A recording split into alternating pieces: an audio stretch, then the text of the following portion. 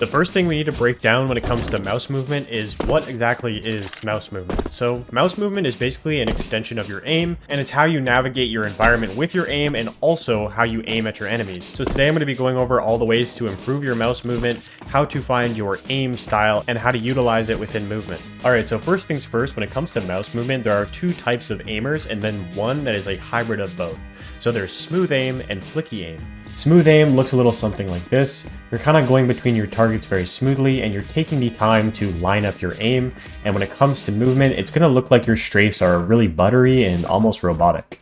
The other type of aim is flicky aim, and this is when you basically try and move your mouse as fast as you can between target to target, and when it comes to clearing angles, it means that you're flicking back and forth between everything, and it's kind of like a more snappy look to it. Normally when you see someone with flicky aim, it means that they're playing on a higher sense, as micro adjusting is much more difficult on faster, flickier aim styles. And then comes the third, which is the hybrid, and it's the one that I feel like is going to be the most important for today because it's pretty much the one that you're going to see most movement players using and most just overall players using, as it's just very important to be able to utilize both flicky aim and smooth aim, especially when it comes to movement. So overall, I'm going to say straight out that learning to have a hybrid aim style is just insanely important, and I'm going to show you guys how to exactly get there. The first thing I will say is that if you have 9 million hours in aim labs, it doesn't matter. It doesn't mean that you have healthy aim, and we're also playing a game that feels very independent. What I mean by that is that if you open aim labs and you're really good at certain routines and stuff like that, that's amazing. I'm so happy for you.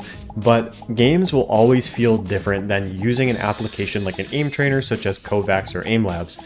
These are good if you're starting off and you're trying to become more comfortable with your aim and practice getting better muscle memory, or maybe that's just your own separate type of game that you enjoy doing. So rule one is literally just practice in the game. Within Counter-Strike, there are multiple tools for improvement, but we'll get into all of these later and their purposes. The next thing I want to talk about actually has nothing to do with the game itself and more something that you can do physically outside of the game. So the thing we're going to be talking about is how you grip your mouse, and this is like actually unbelievably important, and some people have like a natural grip, and if you can change it, if you have a bad grip, can actually really benefit you. So there are two main kinds of grips when it comes to how you hold your mouse. One is a palm grip, and it basically looks a little something like this, where the back of your hand is rested on the back of your mouse. This is really good for control. You don't have a lot of vertical movement because your fingers can't really slide too far down into the palm of your hand, but it is overall better for when it comes to controlling and micro aim. This form of aiming utilizes your wrist and also your forearm for aiming. The next mouse grip is a claw grip, and it looks a little something like this, where the mouse isn't actually in the palm of your hand, and it's more or less your fingers kind of clawing onto the mouse, and this is the one that I personally use myself. Caveats to this grip of your mouse is that micro adjustments are a little bit more difficult, but it allows you to utilize 3 parts of your body for aiming. So you're going to be utilizing your arm, your wrist, and your fingers because you have more accessibility moving your mouse up and down your hand, which allows you to have more vertical movement just with your fingers. This also goes for micro adjusting, as now you can use your wrist and your fingers to get onto your target. Obviously this isn't all black and white, as some people have smaller or bigger hands and they have different mouse than mine, so maybe it's bigger and whatnot, but overall I will say that the claw grip is better because you utilize more parts of your body for aiming overall. So as you can see, when I'm aiming between enemies, I'm kind of using both my fingers and my wrist when I'm going between targets. And this is kind of what I'm talking about, where you're just utilizing an extra part of your arm that you wouldn't if you had a palm grip. I also think having a claw grip is really good when it comes to learning a hybrid aim style, as you're not limited to just using your wrist and arm, and you can do kind of mini flicks with your fingers. So that's just my opinion on the topic, but above all else, comfort is probably the most important thing for you. So figure out what works the best for you, and you'll see the benefits come in no time.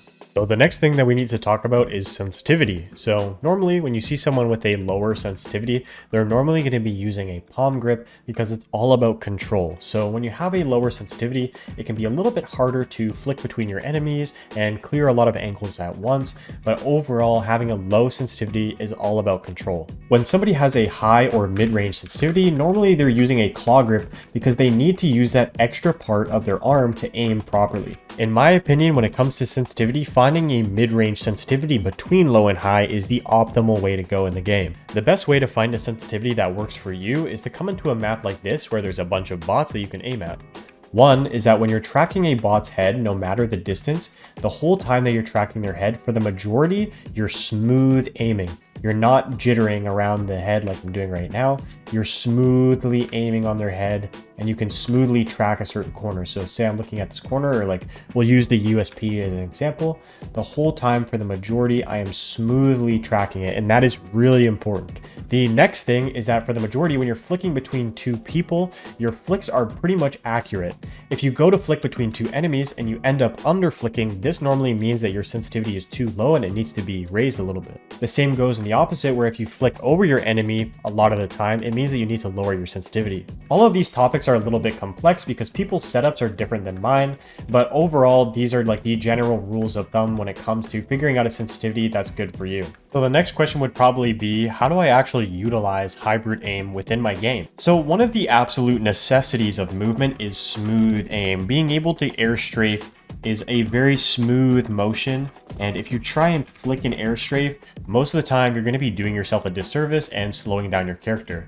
B-hopping, for example, is something that you do very smoothly, kind of snaking around. So this is where that smooth aim comes in, really. Like, movement is pretty much all smooth aim, other than like a couple really niche things, such as one hop. Some people like to go for one hop by flicking the strafe. Me personally, I don't do that. I actually just do the one hop pretty smoothly like that. But yeah, like pretty much for the majority, movement is going to be all smooth aim. And that's why I said when it comes to sensitivity, being able to track angles and stuff like that without jittering your mouse is beyond important. Now, the other side of hybrid aim is flicky. And why would I ever use flicky? And that's just to clear things as well as you can.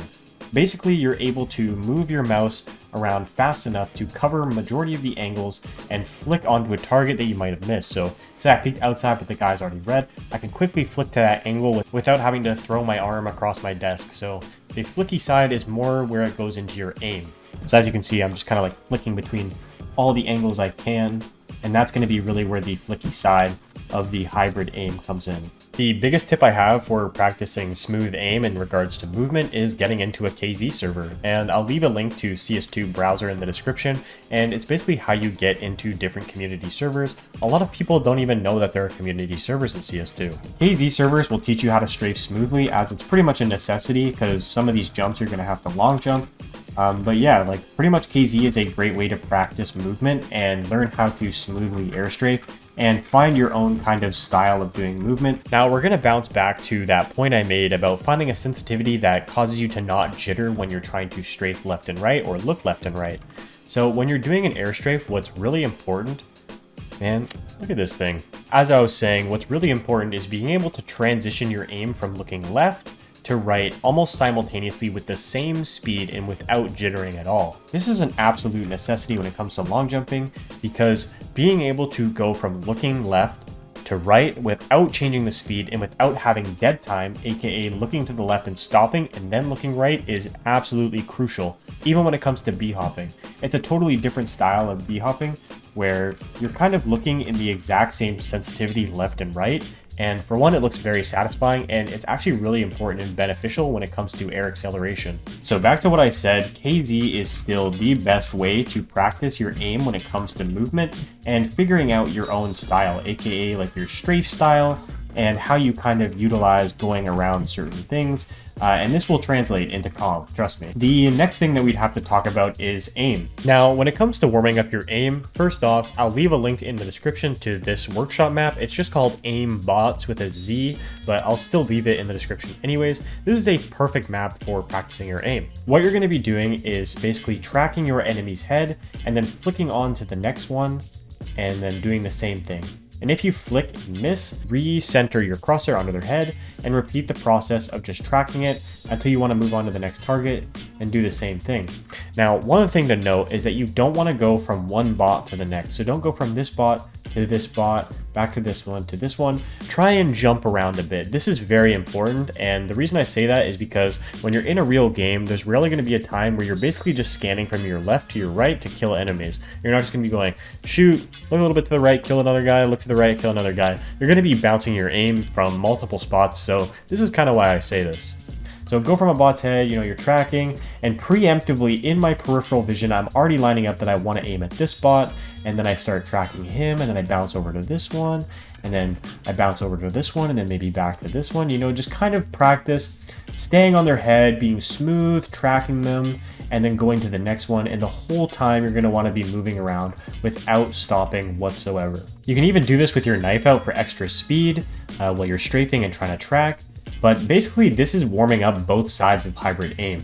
It's warming up your smooth aim side and also your flicky side when you're going between targets. Deathmatch is the last tool that Counter-Strike offers for warming up and figuring out how to have a better aim style. When you load into a deathmatch game, don't start autopiloting. Here's what you're going to want to do. The first thing you're going to want to do is never stop moving. Always be holding A or D and always be trying to track an angle unless you hear the audio of an enemy. When you come into contact with an enemy, do your absolute best not to crouch spray and just tap A and D and never stop moving, and do not crouch spray. During the game, utilize movement, aka like be hopping around corners and stuff like that, and this way you'll just kind of get overall warmed up. All three tools, KZ, Deathmatch, and workshop maps such as aimbots are great tools, but I will say that Deathmatch and KZ is probably the most efficient way. That's because you're online, you have ping, and it will force you to adapt. That being said, try your absolute hardest not to fall back into bad habits that you have from before.